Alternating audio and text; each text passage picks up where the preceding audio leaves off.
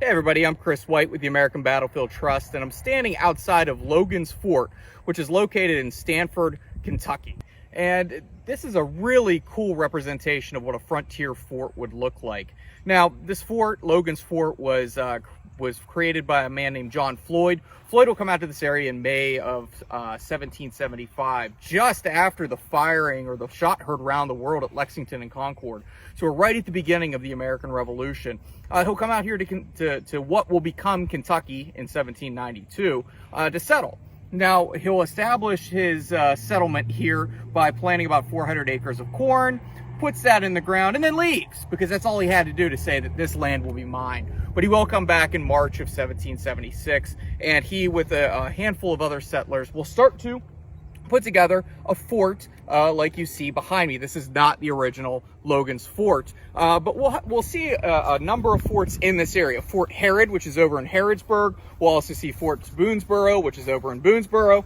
But this is a very dangerous area to be in. There are a lot of Native American tribes attacking settlers who are moving across the mountains into an area where they're really not supposed to be, because the British settlers said, or the British said, that settlers weren't allowed to come across the Appalachians or the Blue Ridge. But the growing, what becomes the United States, or the American colonies, which are now fighting against Great Britain, are going to start expanding out westward, as we know.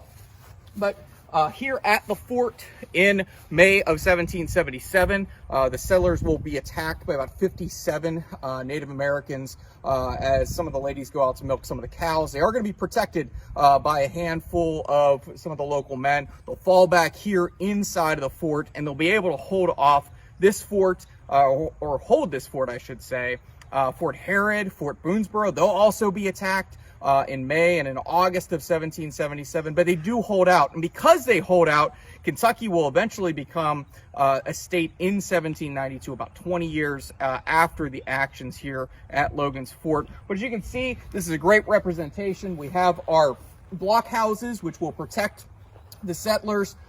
You can get inside of that blockhouse. There'll actually be firing portals to fire out of. You also have a gate that will actually flip open. They'll have some leather straps. So you can pull that gate open and then bring it right back down on their palisades to protect the settlers here. So this is a great representation of what it would look like here in early Kentucky in the 1770s. So if you ever get a chance, come on out to Logan's Fort.